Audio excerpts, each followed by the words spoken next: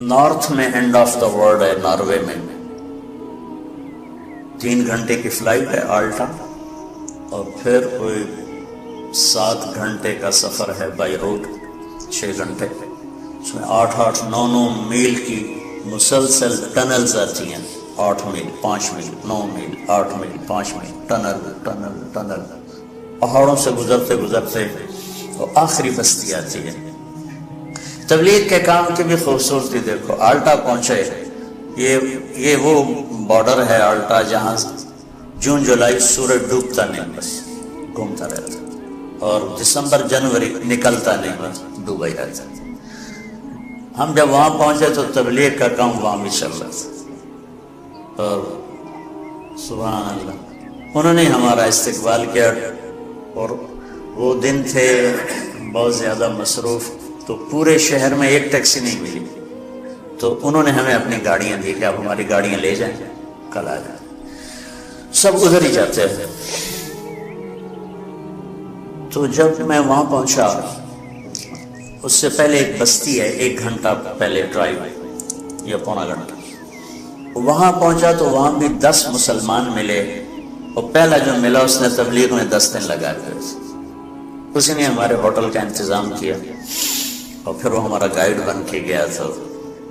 جب ہم قریب پہنچے تو دھند چھا گئی، یہ جو ہمارے یہاں سردی میں ہر شہر بند، میں کہ یا اللہ ایڈا تھکتے آئے تھے، اگو آئے بلاں گل چھڑی، مہربانی کر 2 منٹ رو پرا کر، میں ویکھاں تو صحیح، میں تو آیا ہی ویکھن واسطے۔ خیر پتہ نہیں کوئی قبولیت کی گاڑی تھی، وہ ایک ریلا آیا بڑا خوفناک قسم، گزر کر پھر چمک۔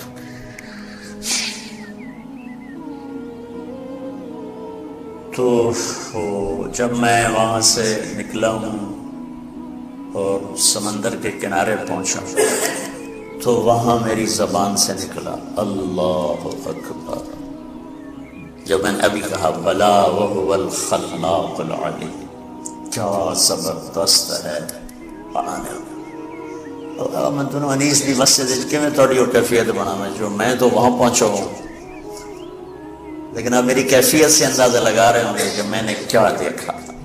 اور میرا اللہ کہتا ہے تو مچھر دفر ہے، تو میں بنا چھڑ مچھر دفر لا تساوی جناح بعوض، یہ تو مچھر دفر بھی نہیں، تسی آؤ تو صحیح میں گمڑایا کیے توڑے واسطے۔ میرے نبی کا فرمان ہے کہ ایک منظر میں ڈوب کر اللہ کا بندہ جنتی، 70 کا مطلب ہوتا ہے بے شمار، یعنی لاکھوں سال بیٹھ کے صرف ایک چیز کو دیکھتا رہے تو اس کا مزہ ختم نہیں ہوگا، چونکہ ہر لمحے جنت کا حسن بڑھ رہا، ہر لمحہ۔ اس مسجد کو ایک حد تک خوبصورت بناؤ گے، آگے ختم، ہر حسن یہاں ایک جگہ پر آ کے سٹاپ کر دیتا ہے، آگے نہیں بڑھتا، تو لہذا آنکھ دیکھتے دیکھتے دیکھتے پھر تھک جاتی ہے، پھر کسی اور کو دیکھنا چاہتا ہے۔ وہ جنت میں کیا ہے، ایک گھاس کا تنکا بھی ہے، آپ اس کو دیکھیں گے نا، ہر لمحے اس کا حسن بڑھتا جا رہا ہے، بڑھتا جا رہا ہے، لہذا کسی شے سے کسی وقت دل نہیں بھرے گا۔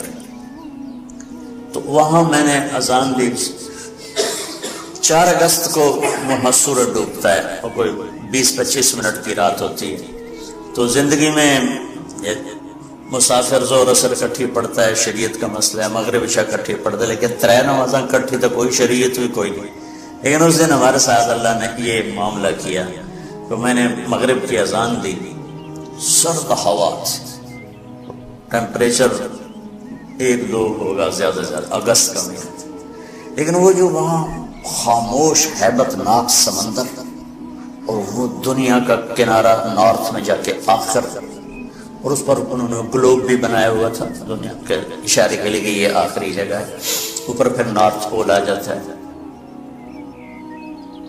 دیکھو گے تو تم کہو گے اللہ اکبر۔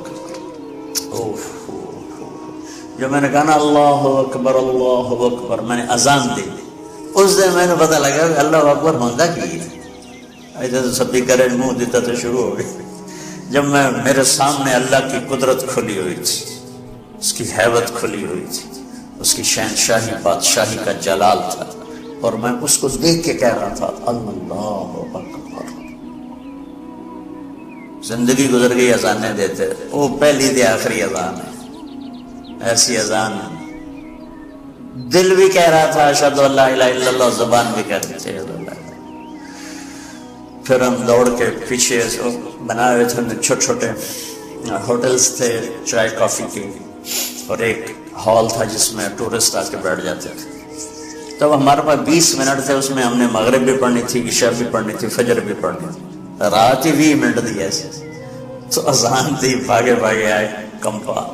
اچھا وہاں جا کے مجھے پتا چلا کہ اللہ نے ہمیں چاند کا کیلنڈر کیوں دیا۔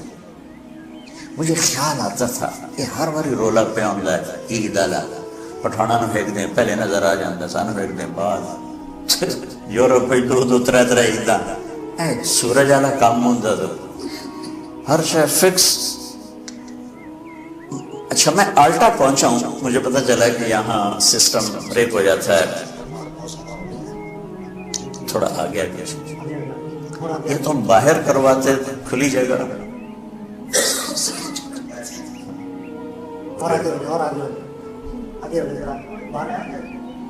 چل ٹھیک ٹھیک ٹھیک ٹھیک۔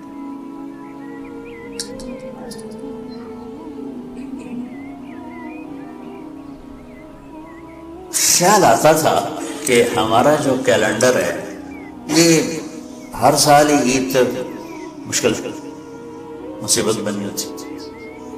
اچھا وہاں جب میں پہنچا ہوں تو وہ سورج ایسے گھومتا رہتا ہے گھومتا رہتا ہے گھومتا رہتا ہے گھومتا رہتا ہے اوپر ایسے۔ اچھا خیال نہیں آیا، جب نماز کا خیال ہے کہ نماز پڑھنی تو اب رات ہے دن ہے،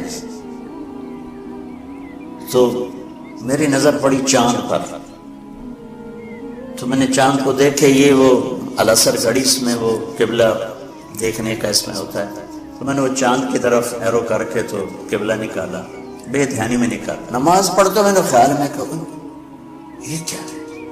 میں نے مقامیوں سے پوچھا جو ساتھ، میں کہا یہ چاند بھی غائب ہو جاتا ہے یہاں، میں 2 مہینے چاند نظر نہیں آ رہا۔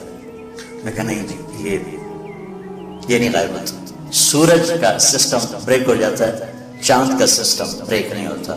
میں کہا اللہم صلی علی محمد وعلی آل محمد۔ میں کہا مجھے آج سمجھ میں آیا کہ اللہ نے ہمیں چاند کا کیلنڈر کیوں دیا ہے، کہ اگر میرے نبی کا کوئی امت وہاں ہیں، آلٹا میں ہیں، ہزاروں 10,000 کی آبادی تھی، 3,000 مسلمان تھے وہاں، اور وہاں 1500 کی آبادی کا گاؤں تھا، اس میں 10 مسلمان تھے۔ تب انہوں نے نماز پڑھنی، دن کے رات سورج چلتا تھا، چاند سے پتہ چلے گا رات ہے یا دن ہے۔ تو چونکہ میرے نبی عالمی نبی ہیں، رحمت للعالمین ہیں، کافۃ للناس بشیر و نذیرہ ہیں، دنیا کے آخر کناروں تک کے نبی ہیں، تو اللہ نے میرے نبی کو وہ کیلنڈر دیا جو کہیں بھی فیل نہیں ہوتا ہے۔ چاند کا کیلنڈر، سورج کا کیلنڈر فیل ہوتا ہے وہاں تو میں ویکیا ہیں، اور چاند کا کیلنڈر وہاں بھی چلتا ہے۔ میں کہا یہ ہے رحمت للعالمین کی شان، کیا میرے اللہ نے اپنے نبی کو، حالانکہ چاند بھی اللہ کا، سورج بھی اللہ کا، والذی جعل الشمس ضیاء والقمر نورا وقدره منازل لتعلموا عدد السنین والحساب وكل شیء فصلناه تفصیلا۔ جنوری فروری سورج سے ریلیٹ ہے، سورج اللہ کا تو جنوری بھی اللہ کا، اور محرم سفر چاند سے جڑا ہوا ہے، تو چاند بھی اللہ کا تو محرم بھی اللہ کا۔ تو وہ کافروں کا اور یہ مسلمانوں کا ایسی بات نہیں ہے کہ کوئی تعصب ہو، اللہ نے اپنی قدرت سے اپنے حبیب کے لیے چاند چنا تاکہ دنیا کے کسی بھی کنارے پر امتی موجود ہو تو اس کو نماز کے لیے ٹائم معلوم ہو، اس کو روزہ رکھنے کے لیے ٹائم معلوم ہو۔ تو خیر میں آپ سے عرض ہی کر رہا تھا کہ اللہ تعالیٰ نے اس مسافر خانے کو اتنا خوبصورت بنایا ہے کہ انتہا کو حد کر دی، تو جس کی وہ تعریفیں کر رہا ہے روزانہ پورے قرآن میں، جنات عدن تجری من تحتها الانہار، جس کو اللہ کے نبی نے فرمایا کہ اللہ نے جنت الفردوس کو اپنے ہاتھوں سے بنایا۔ آپ کتنا ہی بڑا گھر بنائیں، کیا علاج ہے موت کا؟ کیا علاج؟ سب سے بڑا گھر دنیا میں بنایا تھا ایران کے بادشاہ خسرو پرویز، 11,000 پلرز پر وہ گھر کھڑا کیا گیا، تسی تو بڑے بڑے گھر بنانے بیٹھے ہو. 11,000 پلرز پر وہ گھر کھڑا کیا گیا تھا اور 40 مربع میل میں تھا. 40 مربع میل. اور اس میں پوری دنیا سے یہ حسین ترین 3,000 باندیاں اس میں چھوڑی گئی تھی اس کے حسن کے لیے، اس کی زیبائش کے لیے. اور جنگل میں 900 ہاتھی چھوڑے گئے تھے اس خسر پرویز کی ہیبت کو. اس لئے ہاتھی بڑی طاقت ہوندی ہے تو ہاتھی چھوڑے ہوئے تھے. اور اس کے نیچے 100 بڑے بڑے ہال تھے جو سونے چاندی سے بھرے ہوئے تھے. اور اس کو اس میں 10 سال رہنا نصیب ہے. اور رومن امپائر اس وقت دب رہی تھی تو اللہ نے قرآن اتارا الف لام میم غلبت الروم فی ادنى الارض وهم من بعد غلبهم سیغلبون. کافر ہمارے نبی کو اور مسلمانوں کو تانا دے رہے تھے تم کتاب والے ہو اور عیسائی بھی کتاب والے ہیں. ہم بھی بغیر کتاب کے ہیں اور ایرانی بھی بغیر کتاب والے کتاب والوں کی پٹائی کر رہے ہیں. ہم بھی تمہاری کریں گے. تو اس پر اللہ نے یہ آیت اتاری ہے کوئی حال نہیں، آج جو مار کھا رہے ہیں کل انہیں جیت جانا ہے. اس پہ شرطیں لگ گئی. وہ شرط لگانا اس وقت کوئی ایسا منع نہیں تھا تو ابو بکر صدیق اور ابی بن خلف کی شرط لگی. 100 اونٹ کی شرط لگی، 10 اونٹ کی شرط لگی. تو اللہ تعالیٰ نے روم کو پھر فتح دی اور انہوں نے اس سارے محل کو آگ لگا دی. وہ راکھ کا ڈھیر بنا دیا اس پورے محل کو. اور مسلمانوں میں سب سے بڑا گھر بنایا عبد الرحمن نے. عبد الرحمن الناصر اسپین کا بادشاہ تھا 300 ہجری میں. وہ 4,316 پلر پر تھا وہ گھر. 4,000. اب اس کے کھنڈرات نظر آتے ہیں لیکن یہ اتنا بڑا تھا یہ اب وہاں اسیس نہیں ہوتا ہے اور کسی کو پتہ بھی نہیں. مجھے پتہ تھا تو میں نے وہاں سے وہ اس میں قرطبہ میں پوچھ کے وہ مجھے پھر وہاں لے گئے تو میں اس کے اوپر کھڑا ہوا دیکھ رہا تھا. 25 برس میں وہ گھر تیار ہوا تھا. 1,000 مستری اور مزدور اس پر کام کرتے رہتے اور 10,000 خچر سامان لانے کے لیے تاکہ رسد نہ ٹوٹے، پیچھے سے رسد نہ ٹوٹے. اور اس میں جگہ جگہ پارے کے تالاب تھے.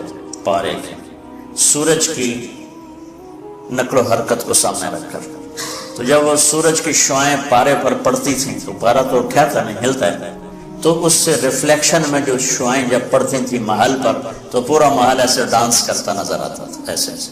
تو جو داخل ہوتا تھا شروع میں تو ایک دم سمجھتا ہے ٹھنڈا پہ. پھر تھوڑی دیر کے بعد اس کو پتہ چلتا ہے کہ یہ تو پارے کی شعائیں ہیں جو اس کو ایسے ایسے ایسے ایسے ایسے ایسے ہلا رہا ہے. کہ میں آپ کو میری گل لمبی ہو گئی. انسانی مزاج بتا رہا تھا تو تھوڑا انسان کے مزاج میں حسن پرستی ہے لیکن ایک چیز کا طلبگار ہے پھر اس کا طریقہ نہیں پتا.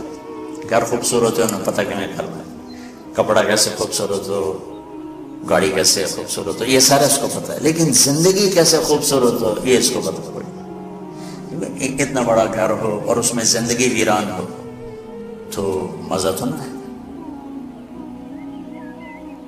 زندگی کیسے خوبصورت گزارو کہ میرا من بھی خوبصورت بنے، میرے اندر خوشی ہو. 100 بار چمن مہکا 100 بار بہار آئی، دنیا کی وہی رونق دل کی وہی تنہائی. تو کیا فائدہ اس 100 بار چمن کے مہکنے کا اگر میرا ہی دل ویران اور اداس. کیا لطف انجمن کا جب دل ہی بجھ گیا، دل ہی مصیبت خانہ بجھا پڑا ہو.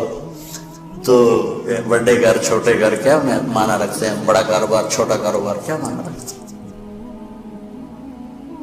یہ علم کہ میری زندگی خوبصورت ہو یہ صرف اللہ نے اپنے نبی کو دیا اور اعلان کیا کہ اگر زندگی کو خوبصورت دیکھنا چاہتے ہو تو بس پھر میرے نبی کے در پہ جھکنا پڑے گا اور کہیں سے نہیں ملے گا. یہ علم بھی یہاں سے ملے گا، یہ سرمایہ بھی یہاں سے ملے گا اور یہ طریقہ بھی یہاں سے ملے گا، راستہ بھی یہاں سے ملے گا، باقی سارا اندھیرا ہے. لقد کیوں میں نے آج پڑھی لقد کان لکم فی رسول اللہ اسوۃ حسنہ، کہ اگر تم اپنی زندگی کو حسین دیکھنا چاہتے تھے، خوبصورت بنانا چاہتے تھے، میرے نبی کا طریقہ کہ اس کے اندر دل کی زندگی چھپی ہوئی ہے، کیونکہ دل جو زندہ رہتا ہے وہ ان کپڑوں سے نہیں، ان کھانوں سے نہیں، اس کی زندگی کا راستہ میرے نبی لے کر آئے۔